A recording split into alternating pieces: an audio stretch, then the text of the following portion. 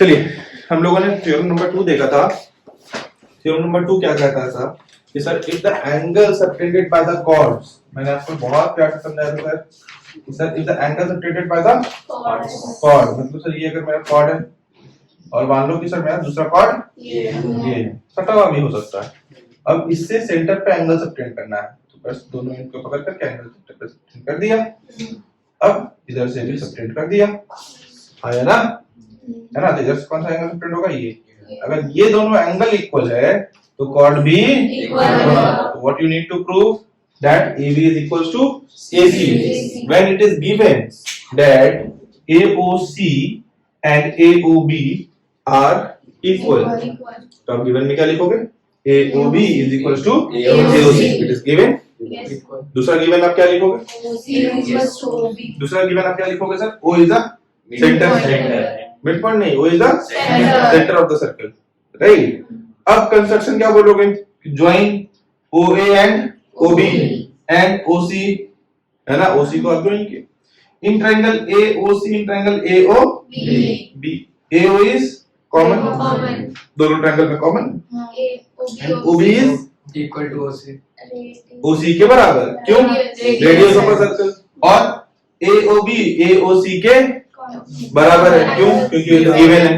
तो by SAS हम लोग जब कभी भी प्रॉपर्टी कहते हैं तो हम लोग सिर्फ और सिर्फ सिंगल ट्रायंगल में देखते हैं कि कौन सा प्रॉपर्टी लगा।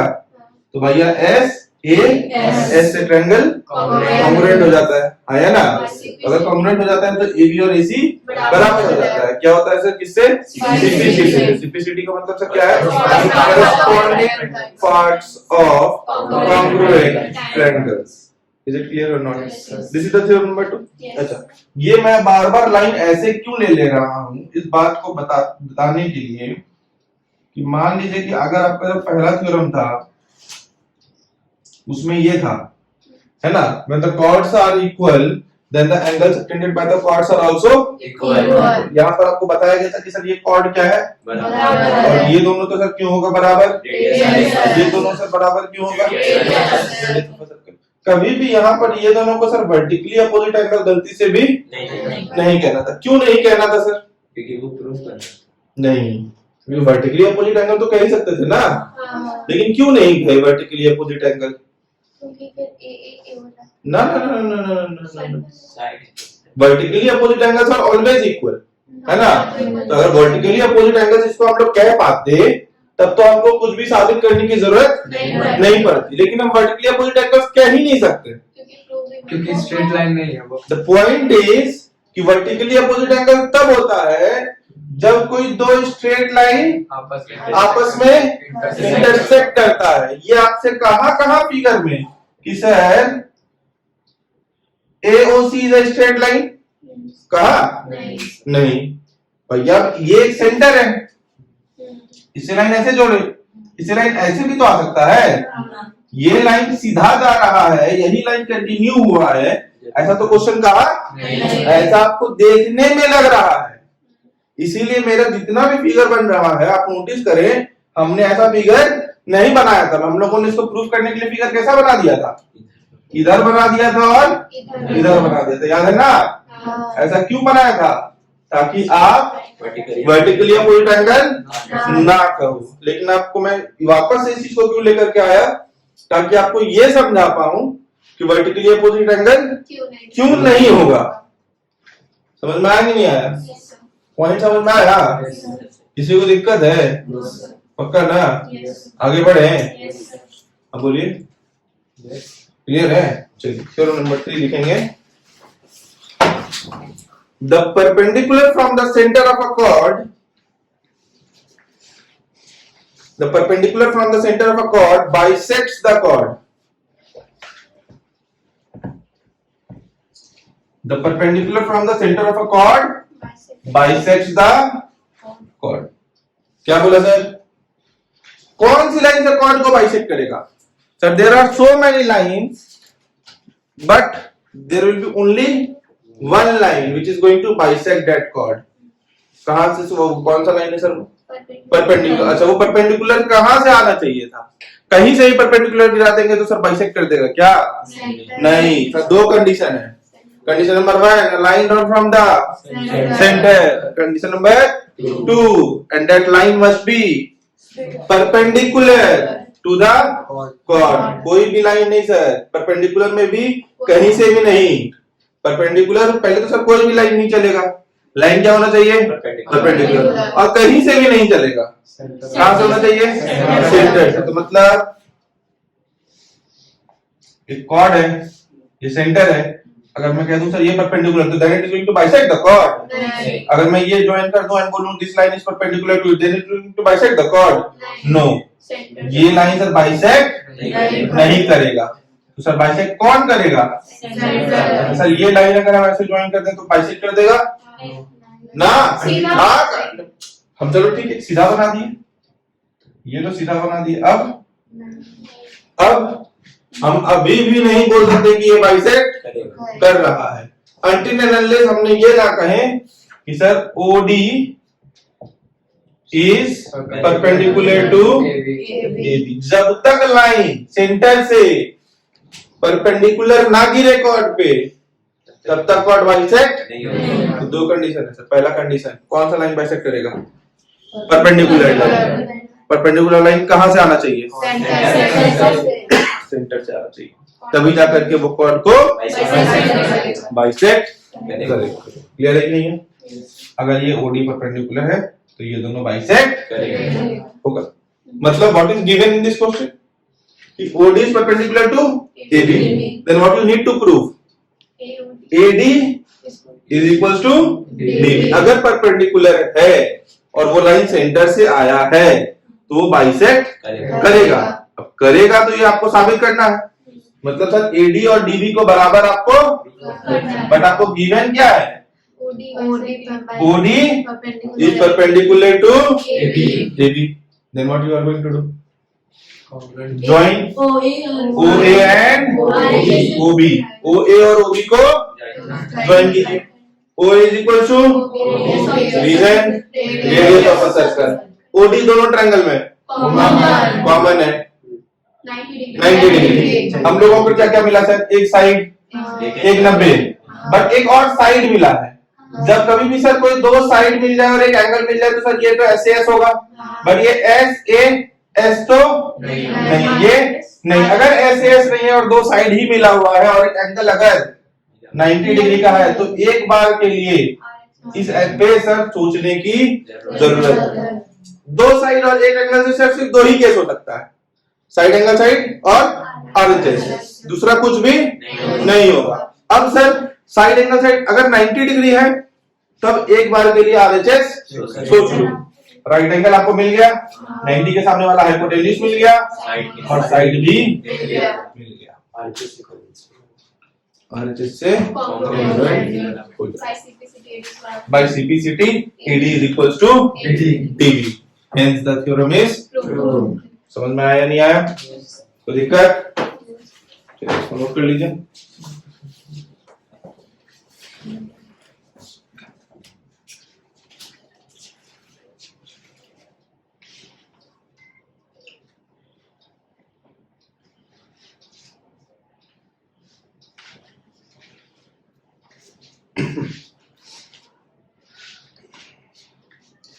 Shall we move to the next? चलिए टाइम ले लीजिए, बना लीजिए.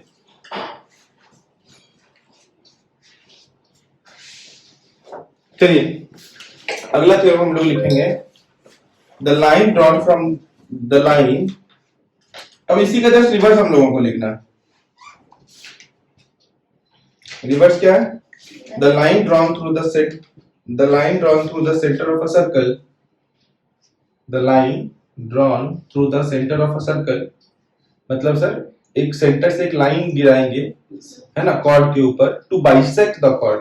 किस लिए गिराएंगे ये लाइन? कॉर्ड को बाइसेक्ट करने के लिए. अगर सेंटर से लाइन गिराए हैं और कॉर्ड को बाइसेक्ट कर रहा है तो एंगल कितना होगा? 90. इसीलिए लिखेंगे to bisect the chord then the line is perpendicular to the chord. मतलब क्या बोला सर कि सर ये सर्कल है, समझ रहे हैं? ये कॉर्ड से सर सेंटर से एक लाइन गिरा किस लिए गिरा? इस कॉर्ड को क्या कर दे? बाइसेक्ट कर दे। अगर ये बाइसेक्ट कर दे रहा है तो जो ये लाइन है वो इस कॉर्ड पे 90 डिग्री बनाएगा। वो लाइन इस लाइन पे परपेंडिकुलर इस कॉर्ड पे। मतलब what you need to prove, OD bisect तो कर रहा है, परपेंडिकुलर तुमको प्रूव करना है। ओडीए और ओडीबी की वैल्यू कितनी तुमको प्रूव करनी है? वापस से क्या बोलोगे? ज्वाइन ओ एंड ओबी, ओ और ओबी के बराबर, एडी डीबी के बराबर गिवन में, और ओडी दोनों ट्रायंगल में राइट प्लस ट्रायंगल से मेरा सारा का सारा सॉरी ट्रायंगल कॉन्ग्रुएंट हो गया। ट्रायंगल कॉन्ग्रुएंट हो गया तो ये वाला एंगल इस वाले एंगल के बराबर हो जाएगा। तो ये भी x हो जाएगा और ये भी x हो जाएगा। तो सर इस दोनों का सम कितना हो जाएगा? 2x। और लाइन से कैसा लाइन है? लाइन स्ट्रेट लाइन है। स्ट्रेट लाइन पे एंगल कितना होता है? तो सर x की वैल्यू कितनी आ गई? अभी सर यहाँ पे 2x = 180 क्यों कह पा रहे हैं? क्योंकि सर AB हमको क्या पता है? A स्ट्रेट लाइन है। अगर हमको ये पता होता सर कोई D पॉइंट है और AD है और DB है, और हमको सर ये नहीं बोला होता ADB इज स्ट्रेट लाइन, हम लोगों ने क्या बोला कि सर AB एक स्ट्रेट लाइन है और D उस स्ट्रेट लाइन पे पॉइंट है ना, तभी हम लोगों ने बोला था AB भी एक स्ट्रेट लाइन, और तभी हम लोग बोल रहे हैं 2x = 180। समझ में आया कि नहीं आया? मैंने क्या बोला? क्वेश्चन सबसे पहले क्या कहता है आपसे कि सर एक सर्कल में सेंटर से एक लाइन जो कॉर्ड पे गिरता है, बहुत सारा लाइन गिरता है ना, सेंटर से सर सर्कल पे बहुत सारा लाइन गिर सकता है। ये भी गिर सकता है, ये भी गिर सकता है, ये भी गिर सकता है, ये भी गिर सकता है, ये भी गिर सकता है। बट ये वाला जो लाइन है ना, ये कॉर्ड को क्या कर दे रहा है? यहां से लेकर के यहां तक, यहां से लेकर के यहां तक क्या कर दे रहा है? इक्वल पार्ट में डिवाइड कर दे रहा है। तो ये और कोई लाइन नहीं है, ये लाइन इस पूरे लाइन पे क्या होगा सर? परपेंडिकुलर। बाइसेक्ट तो कर रहा है। अगर बाइसेक्ट कर रहा है तो ये लाइन कौन सा लाइन होगा? परपेंडिकुलर लाइन होगा। यही आपको प्रूव करना था। परपेंडिकुलर प्रूव करने के लिए सर हमको ये और ये वैल्यू क्या बतानी पड़ती? 90। कैसे बताते सर? ओ ए और ओ बी को ज्वाइन करा दिया तो ये दोनों तो बराबर होगा। क्यों? रेडियस को सर्कल एडी और डीबी बराबर हमको गिवन है, क्योंकि सर यहाँ पर जो ये लाइन गिर रहा है, गिरने की वजह से ये दोनों क्या हो जा रहा है? बराबर बढ़ जा रहा है, तभी तो वो परपेंडिकुलर होगा, है ना। तो ये दोनों हमको बराबर ऑलरेडी गिवन है, ओडी दोनों में कॉमन है। अब इस दोनों का एंगल आपस में क्या आ जाएगा? इक्वल। कैसे? CP/CD। अब इस दोनों का सम कितना होगा? 180। समझ में आया कि नहीं आया? चलिए जल्दी बनाइए इसको। आपको 4 क्वेश्चन होमवर्क जा रहा है, 4 क्वेश्चन आप नोट करेंगे। The radius of a circle is 13 centimetre, 13 centimetre, and the length of one chord is 10 centimeter, and the length of one chord is 10 centimeter. Find the distance of the chord from the center. Find the distance of the chord from the center.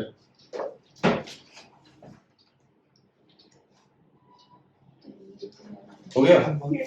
दूसरा लिखेंगे। Find the length of a chord.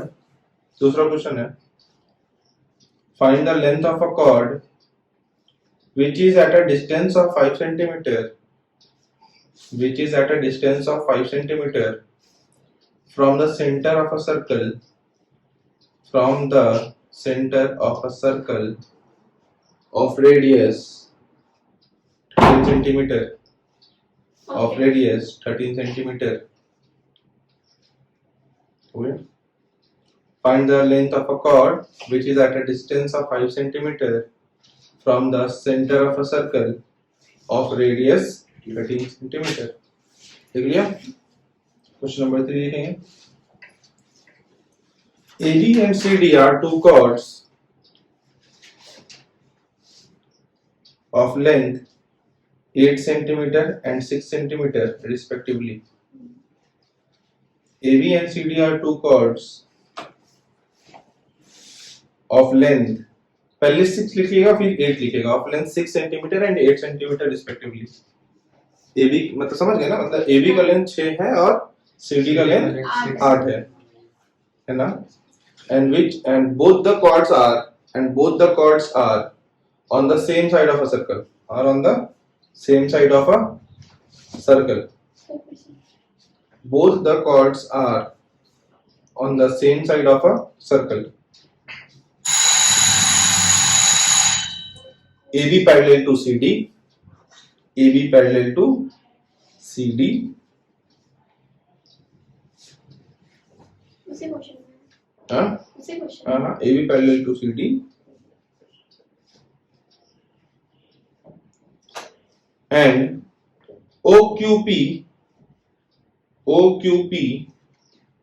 is perpendicular to CD and AB respectively.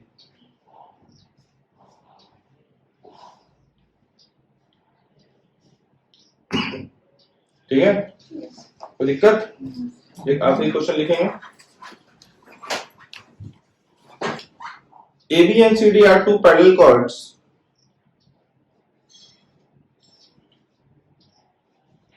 opposite to the center.